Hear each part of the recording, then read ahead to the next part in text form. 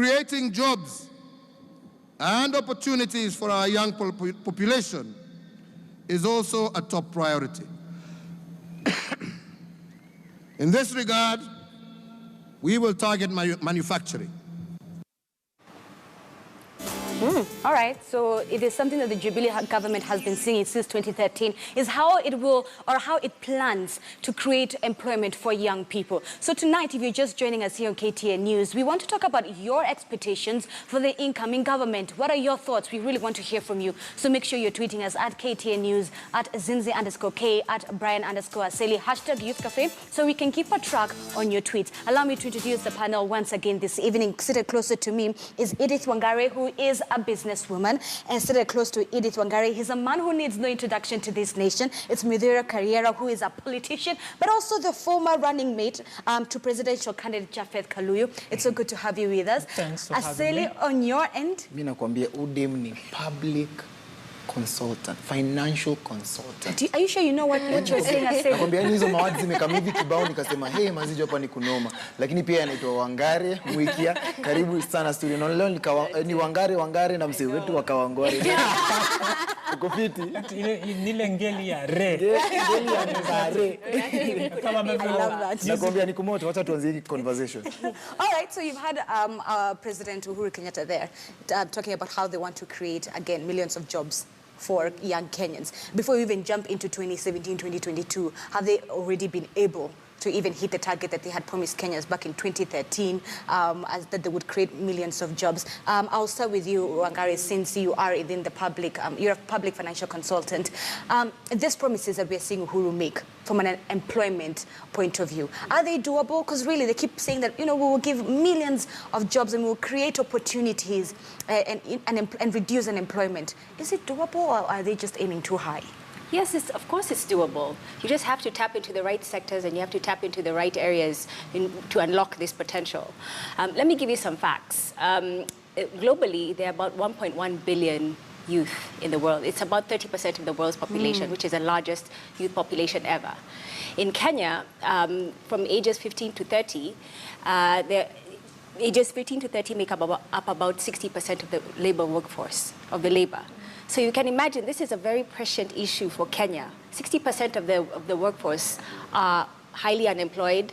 I'm not finding fulfillment in the current economy, and the opportunities are not presenting themselves. And I think it's up to the government that we have today to unlock the potential. We're getting into technology. We're moving into, we're now having visa-free borders. What are we doing to prepare ourselves to enter into this new global economy? Wangari, I'm glad that you tapped on economy. I will come to Muthiora and Edith to hear their point, but I don't want to lose your track. I'm glad you brought up the issue of the economy and where we are as a nation, saying that yes, what the Jubilee government has promised is doable. However, look at our debt. From 2013 to 2017, it's almost doubled. From about 3 trillion, we're about to hit 6 trillion in no time. That's our government debt. And you know where it's going to come from? Us. We're the ones who are going to start paying it. Our kids are going to pay those same debts, you know, be it China or to Brazil or to the US government. You still think, and I'm glad you mentioned that we should tap into certain industries. Yeah. With this current debt, you believe that the Jubilee government will do better in terms of the economy? You know, in order to grow, you need to borrow. And when you get those finances, what we need to really look into is what we're using those finances for. If we're using that money to pay salaries, we're using that money to, settle recurrent expenditures, then that would be a big concern. But we're using that money for infrastructure. We're using that money, if we're putting that money into sectors that are going to grow and actually generate revenue for generations to come, then we wouldn't be that concerned, because then we are creating revenue sources from which we can now tap into and now pay the debt. Right. So what we need to do is really watch where we're investing in. Are we putting the money where in areas that are going to generate revenues, double or triple-fold what we've invested in them? Most of the international organizations, IMF and the World Bank, still think that we're within the range of, a safe range of borrowing for the investments that we're putting in. So I think for now we need to keep an eye on our debt, but I think we're putting it in the right areas. Edith, you're nodding in agreement. your thoughts on definitely the economy and what President Uhuru Kenyatta is promising Kenyans, especially young Kenyans, that they will handle, and I mean the Jubilee government will handle unemployment and creating job opportunities for young people. Well, I say this, Zinzi, as a job creator, as you know. I've created thousands of jobs. And for me, I think that Uhuru's strategy is quite smart. I don't know if anyone picked on it, but he's quite smart in what he's done. Because what he's decided to do is make us an open economy. And I'll use the example of France, which has GDP of 2.42 trillion US dollars. Yeah, which is quite high. They're like number 7 out of all the economies. And they're the most visited country globally. Most visited, completely open. And I think if his strategy is really to increase jobs, to increase our liquidity, to increase our solvency, then his approach is amazing. Because sometimes the job creation will not always come from the people who are currently here. I mean, Kenyans, we're doing well, but we're lacking in our technology. Yeah, we're lacking in our innovations. So why not open up the economy as what he's decided to do and allow for other African people to come in with new ideas, come in with innovation. Ideas equals business and job opportunities. Mimi nataka kujua hizo vitu zote ni vitu poa sana, lakini kuna wasee mtaani wanazusha wanasema kama si wenyewe hatuna job, wasee watoke nje tena wadunge job hapa hivi wa get do tena warudi invest kwa country zao. Muthiora nataka unibongeshe. Acha nirushe hiyo swali kando kiasi. Muthiora nataka unibongeshe. Wewe unafeel aje kuhusu yenye hivi vile prezo amesema ata allow other Africans kukuja hapa hivi Kenya wadunge biz pia? Reality ni hivi, Kenya ina potential, and sometimes to unlock that potential the key may not be with us. We need investors. But hiyo kia tujaikuwa nayo. We need expertise. Because sikia wachinku ama wa Chinese au ndio ushinda wamekama hapa kuunda barabara. Engineers, maboys wetu wenye wanafanya engineering, wao ufanya nini after wamemaliza chuo? Una get? Vitu kibao hizi infrastructure, vitu kama hizo tunataka kujua hizi jobs sisi hatujakuwa tukizifanya from tene. Mbona saa hii tuongezewa other Africans kwa hii nchi wakuja tena wadunge works zenye hatuna hata in the first place? Okay, even ndo iko na nitaisema kweli manake I know what the reality is. Our institutions are not equipping our youth with the right skills. That's why someone has a degree in engineering, but we have to hire someone else with a similar accreditation to come do the same job. So shida iko kwa institutions zetu. So that needs to be addressed kabisa comprehensively. Now, that doesn't mean we don't have a job to do. We have a job to do, and that's why it should be acceptable for someone else with the right expertise to be given an opportunity to move us forward. Venye umeona KQ wamefanya juzi. Sio kwamba tuna MD wa kutosha. Tunao, lakini mwenye anatosha kwa sasa hivi ni huyu ambaye walileta. Similar case unaona team Harambee Stars imekuwa iperform. Tumekuwa na coach wetu homegrown Stanley Okumbi. But ikafika mahali wakasema tunahitaji kuleta mtaalam, mtu ana experience ya kutosha. Sasa chenye president alisema na shukuru, manake hakufungua border zetu to nations beyond Africa. Alisema East Africa. Sisi ni jamii moja. Kama unaona unaweza na kuna nafasi hapa, njoo tushikane mikono, tusonge pamoja. Now, something you need to pay attention to is the approach they have taken this time. Hakusema tutakuwa na program ya NYS venye wamefanya before. Kazi kwa vijana, ile mnapewa kazi za mkono, nini. Amefocus kwamba ili Kenya ikue, we need to expand our manufacturing sector. Unaona, they're not pumping in money, they're creating a conducive environment for that sector to expand. And on that, I say, kudos, Mr. President. That's the right approach. Haya basi, wacha tutarudi kwa hii conversation, lakini kila wiki siwenda mtaani ku make sure that tuna get hii conversation, tunabongesha wasee mtaani. So this week tulienda Nyeri, tukakutana na wasee, sikia story ya sikia points zao on the same topic.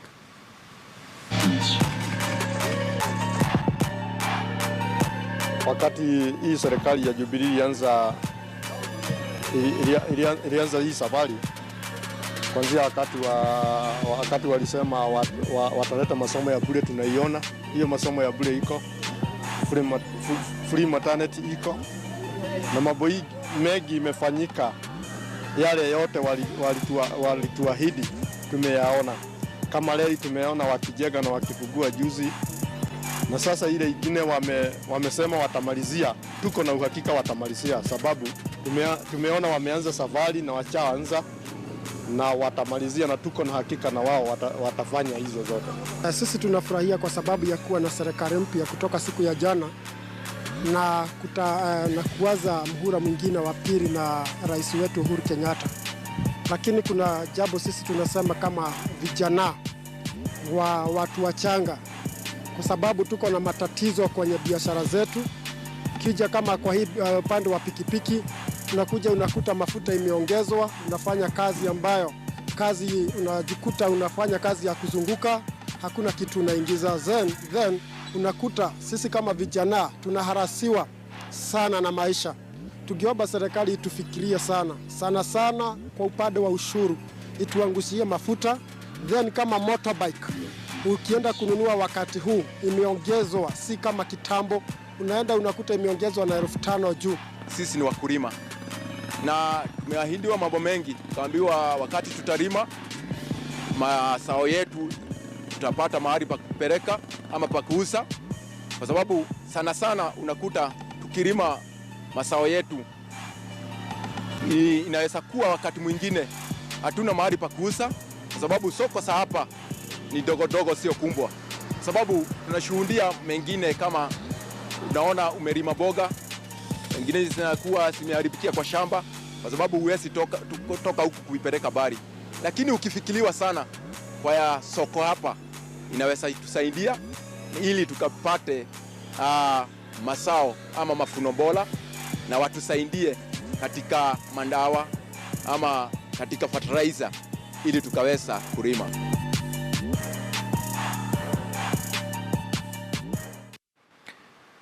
Haya, umecheki vile Nyeri watu wamebonga. Tunataka kurudi hapa hivi ndani ya studio, tunataka kujua what next after Uhuru amekuwa inaugurated. So tunataka kwenda kwa the other side of the coin. Zinzi, sijui kama unataka flip your coin. Yes. So we've said fantastic job that the Jubilee government is doing. Let us open our borders. But security, it's one thing to open our borders, it's another thing to also put measures in place to make sure there's security. That's one, because we're very prone to it, just like any other country. But also we don't want negative business coming in, e.g. we don't want to see poaching increasing, because poachers are now able to roam up and down. Drug cartels, it's easy to move up and down the borders. So there's the bad part, the bad part, which is the security aspect, as well as also making sure that we want to attract the right kind of business. Wangari, what do you think? Well, I think when you look at it, the negatives, the positives outweigh the negatives, to be honest. Yes, you need to make sure that once you open your borders, that you have strong security measures in order to, make sure that the undesirables are not coming into the country. But by the same token, we're going to increase tourism, we're going to increase investment, and this is just not a one-way street.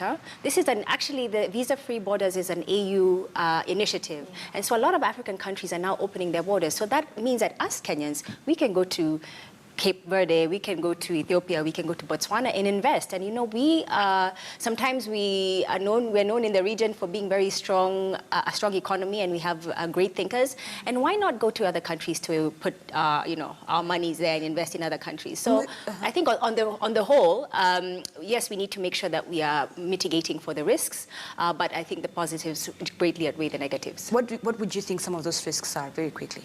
The risks are, the things like you said, drug, some illegal trade, illegal goods, poaching, anti-terrorism risk. I know we're bordering Somalia and we've had a lot of issues with them. But we have to have specific policies. And the visa is not just a carte blanche. There are people who will be granted visas at the borders. Some people will be granted restricted visas, up to 10 days, 30 days, whatever, that kind of restriction. So it's not just you arrive at the border and then you can come and roam freely for many years. There are certain restrictions that you have to abide by. Okay. Yeah. Muthiora, you are a politician, but also the former president, running mate for presidential candidate, Japhet Kaluyu. If you were seated or advising Uhuru Kenyatta, what would you have done differently or be telling him? Well, I would ask him to focus mostly on, first and foremost, making sure that every Kenyan feels that they belong here, that they have a stake in this nation. Everyone needs to come on board. That's important. Now, how we do that is we address the people who feel disenfranchised. There is a lie that has been sold out there that there are communities that have been favored over time and others have been marginalized. And that's far from the truth. Because you take, for instance, Baringo. They had a president for 24 years, but Baringo is amongst the 5 poorest counties in Kenya. So being close to power sometimes doesn't necessarily translate into resources being deployed to those areas. So it's very important for the president to come out and make Kenyans see that he is a president for us all, because that's how everyone is going to give their heart out into building this nation. Nataka tu Wangari uniambie kitu moja. Mimi? Ile Wangari dread, okay, sawa. So Wangari, campaign strategies za wase wetu mostly ni kujideclare political leaders from particular tribes. Kenya, whether we like it or not, is after elections. Do you feel like tumekuwa more divided than ever ama tumerudi kwa kimoja? Because after cases kama Kisumu, hatuwezi lenga Kisumu kile ilifanyika, hatuwezi lenga vitu zenye zofanyika Ongwaro, Mathare, una get? Na is the nation more divided ama una feel tuko kimoja bado? Honestly, I think we are very divided. And I'll put it black and white. We are like black and white, literally. And so for me, I always say that sometimes Kenyans, we can make politics too personal. Yeah, and at the end of the day, politics does not feed anyone. When I was voting, I was not given anything, a stipend, for me to go and sit on at it because I voted. There's nothing I got in return. Politics does not feed you. It is not your salary. It is not your bonus. But we are treating it like it is our bonus. So it has ended, yeah?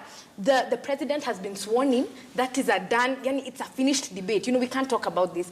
Let's move forward. But then in the meantime, as we are looking at things black and white, as we are more tribal than we are like country-wise, I would say that Kenyans, and I might get a lot of backlash for this, we need to stop being so emotional when it comes to politics. We need to put emotions aside and look at the economy, yeah? The president has made an amazing promise. How do we run with it from there?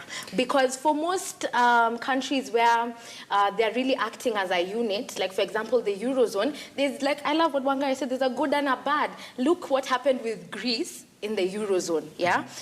So there's both a good and there's also a bad. Look at how well the UK is doing in comparison. So for me, I'd say let's not focus so much on the emotional part of things. I know that Kenyans, we are emotional, it's fine, I even may cry. But we need to understand at the end of the day what is going to feed you. It is this promise that has been made, so run with it. Wouldn't one argue that at the end of the day, politics affects business? So even though we're here saying let's remove our emotions from politics, Yes. Politics at the end of the day will affect business. See, that's the thing. Somebody. Politics is not a constant, it's a variable.